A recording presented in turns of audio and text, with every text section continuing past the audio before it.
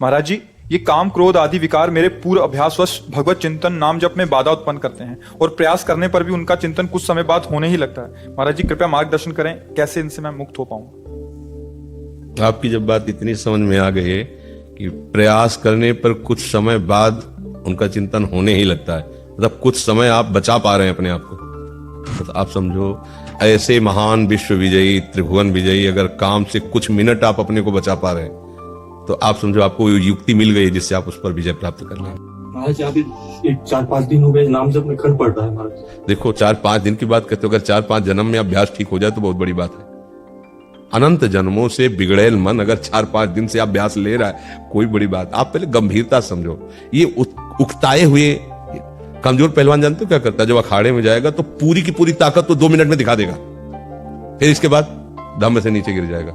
जोरदार पहलवान क्या करता है? पहले जाकर सामने वाले को केवल संभालता है, उसके हर दांव का काट मारता रहता, फेंकता नहीं।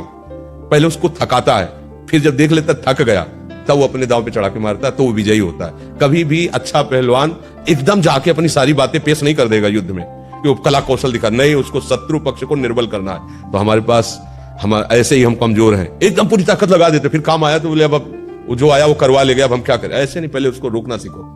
हमें परास्त नहीं करने की बात सोचनी, पहले हमें उसको सहना सीखना है। उसका वार आ रहा है, यम ही न व्यथ्यन्ते पुरुषम पुरुषर्षभ सम दुखा सुखा धीरम स्वमृतत्वाय कल्पते। ये सूत्र केवल याद करने के नहीं है, जीवन में उतारने के। काम आ रहा है, क्या आ रहा है लेके? वासना। क्या वासना? स्त्री शरीर तो पुरुष शरीर संबंधी आकर्षण, पुरुष शरीर स्त्री संबंधी या जनेन्द्रीय संबंधी आकर्षण, उसके पास दूसरा पावर नहीं है। अब उसको हमें देखना है कि धर्मयुक्त है या अधर्मयुक्त। अगर धर्मयुक्त है, गृहस्थ है, हम कहीं विवश हो रहे हैं तो उसमें कोई पाप नहीं है, तुम्हारे घर का सूत्र है, गृहस्थ धर्म में हो। नहीं है, अब हम उसका जो आवेश आ रहा है काम का, राधा राधा 100 बार गिरेंगे फिर भी हम चढ़ाई करेंगे इस पर। इसका अभ्यास है हमको नष्ट करने का। तो आज से हम प्रण लेते हैं कि तू हमें कितनी बार गिराएगा। अविनाशी का बच्चा हूं, अविनाशी ही हूं, शरीर बदलते रहेंगे लेकिन हम तेरे को देख लेंगे। एक दिन तुम जीत जाओगे। ये घबराने वाला मार्ग नहीं, डरने वाला मार्ग नहीं, उदास होने वाला मार्ग नहीं। 100 बार गिरो फिर भी पीछे मुड़ो मत, अगला कदम आगे बढ़ाओ, जीत जाओगे। अंदर काम आ रहा है, राधा राधा राधा राधा राधा। वो कह रहे यहां चलो, ये देखो, ये खाओ, पियो, हर बात अनसुनी, नहीं मान रहे। अब हमारा क्या बिगाड़ लेगा? बोलो क्या बिगाड़ लेगा? अब हम उसको इतना प्यार करते हैं कि दुश्मन ही नहीं मानते। वो कहता है वहां चलो, हम खड़े हो जाते हैं। वो कहता है ये करो, हम कर देते हैं। वो कहता है ये देख लो, हम देख लेते हैं। वो कहता है सूंघ लो, हम सूंघ लेते हैं। वो ये छू लो, हम छू लेते हैं। अब हम उस पर विजय प्राप्त कर पाएंगे? हम दुश्मन के इशारे पे चल रहे हैं। हम विजय प्राप्त करने के लिए पहले आप अपना पक्ष दृढ़ कीजिए।